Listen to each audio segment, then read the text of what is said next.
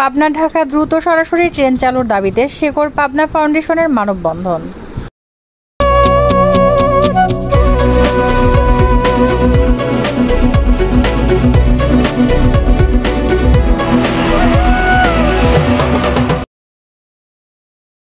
আসসালামু আলাইকুম, এডিপি বাংলা সংবাদে সবাইকে স্বাগত জানাচ্ছি। আমি ঐশী ইসরাত কাজল।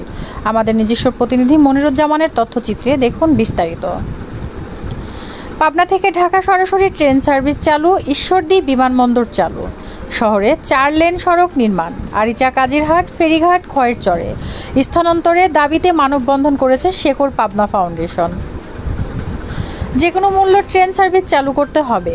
এই সরকারকে 4 দফা দাবি বাস্তবায়ন না হলে চরম মূল্য দিতে হবে সংশ্লিষ্টদের বলে হুঁশিয়ারি দিয়েছে মানববন্ধনে অংশগ্রহণকারী পাবনাবাসী।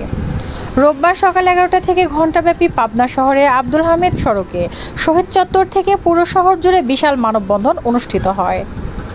মানববন্ধনে বক্তারা বলেন, পাবনার রাজনৈতিক সংগঠনের চরম ব্যর্থতায় আমরা ট্রেনের দাবিতে রাজপথে নেমে এসেছি। এটা তো রাজনৈতিক দলের কাজ। পাবনা থেকে মাঝপাড়া পর্যন্ত অকার্যকর একটি রেল লাইন চালু করা হয়েছে। সেটি কার্যকর করে দ্রুত পাবনা ঢাকা ট্রেন সার্ভিস চালু করে ঢাকায় যাতায়াত সহজীকরণ করতে হবে। কাজিরহাটে ফেরিঘাট খয়ের চরে স্থানান্তর করা হলে 2 ঘন্টার পথ 15 মিনিটে পারাপার হওয়া যাবে। ঈশ্বরদী ইপিজেড রূপপুর প্রকল্পের জন্য বিমানবন্দর চালু করা হোক। যানজট নিরসনে পাবনা শহরে 4 লেন সড়ক নির্মাণ করতে হবে। পাবনা আটঘরিয়া হয়ে মাঝগ্রাম দিয়ে 30 কিলোমিটার ঘুরে ট্রেন ঢাকায় যাওয়ার কথা শুনতেছি। যে কোনো মূল্যে পাবনা ঢাকা ট্রেন চালু করতেই হবে। তাছাড়া এটার জন্য সংশ্লিষ্টদের চরম মূল্য দিতে হবে। বৈষম্য বিরোধী ছাত্রদের আন্দোলন শেষে সরকার পতনের আন্দোলনের পরিণত হয়েছিল। আমাদের এই দাবি যেন অন্য দাবিতে পরিণত না হয়। আমরা সব দিক থেকেই বঞ্চিত ও বৈষম্যর শিকার। বক্তারা আরও বলেন, পাবনাবাসীর প্রাণের দাবি ছিল নগরবাড়ি আরিচায় নতুন যমুনা সেতু নির্মাণ করা। দ্বিতীয় যমুনা সেতু এখান দিয়ে দ্রুত বাস্তবায়ন করা হলে এই অঞ্চলের মানুষের আর্থসামাজিক উন্নয়ন ত্বরান্বিত হবে। ইসামতি নদী উদ্ধারের অনেক জটিলতা ছিল, এখন নদী খনন হচ্ছে।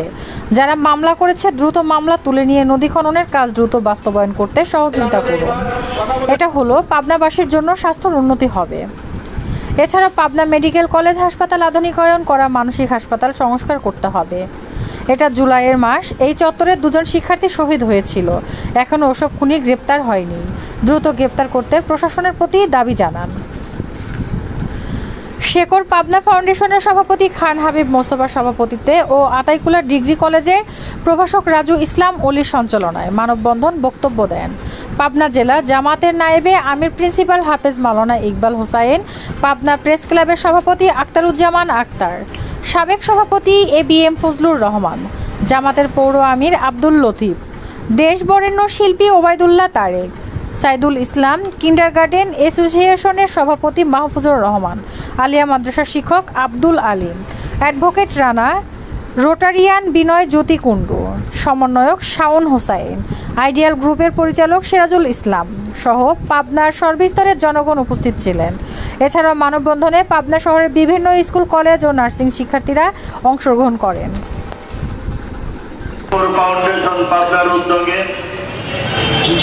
পাবনা থেকে ঢাকা রাজধানীতে দ্রুত রেল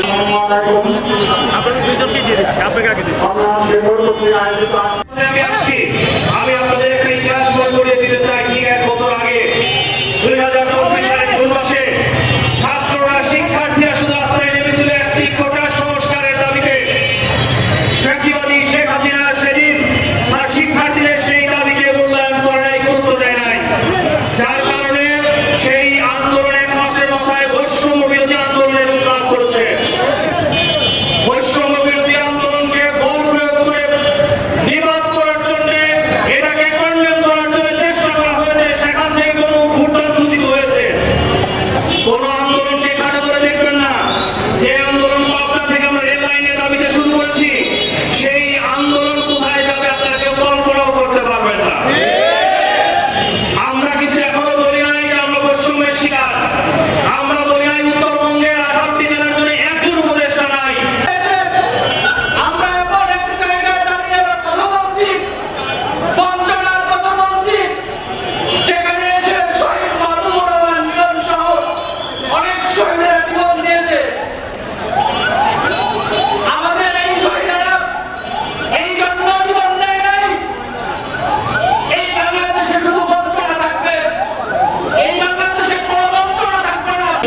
সাংবাদিকতার যে স্বচ্ছতা, সাংবাদিকতার যে জবাবদিহিতা আপনারা আপনাদের কলমের মাধ্যমে, আপনাদের ক্যামেরার মাধ্যমে, প্রযুক্তির মাধ্যমে আপনারা তুলে ধরবেন সত্য কথাগুলো।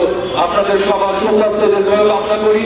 যারা এখানে এসছেন সবারই এই ত্যাগ, এই শ্রম, এই পাবনা জেলাকে যেন আরো উন্নয়নের দিকে নিয়ে যাওয়া যায় একাত্মতা পোষণ করেছেন। আপনাদের প্রতি অনেক অনেক কৃতজ্ঞতা জানিয়ে আমি আমার বক্তব্য এখানে শেষ করছি। অজানা পাপিষ্ঠ রোগের লক্ষণগুলোই এই পাবনাবাসী আতঙ্ক ছিল। আধ্যাত্মিক দেওয়া বিনা সুস্পষ্ট ভাবে বিবেককে পরিপুষ্ট করার শিক্ষা জানা ছিল না এই পাবনাবাসীর বিগত দিনে। ব্যর্থতায় পর্যবসিত নিষ্ফল গণতন্ত্রের এজন্য সার্বিক উন্নয়ন ও সত্যিকারের অগ্রগতিকে পাবনাবাসী হারিয়ে ফেলেছিল। চেষ্টা করা, জনগণের যানবাহনের নিরাপত্তা দেওয়া, এ ব্যাপারে কোন রকম ব্যতিক্রম হলে দল তার ব্যাপারে ব্যবস্থা নেবে এবং জনগণের পাশে থাকবে। বাংলাদেশ জামাত ইসলামী মনে করে আইনের শাসন, সাংবিধানিক অধিকার, মানুষের মৌলিক অধিকার, এটা আমরা পুনঃপ্রতিষ্ঠা করব, যেটা বিগত 15 বছরে ছিল না। সংগ্রামী পাবনাবাসী আবারও শেখর ফাউন্ডেশন যে রাজনৈতিক সংগঠন, এই সংগঠনের মূল উদ্দেশ্য হল পাবনা জেলার উন্নয়ন সংস্কারের দাবিগুলো সরকারের নিকট তুলে ধরে পাবনা জেলাকে একটি সুন্দর জেলায় পরিণত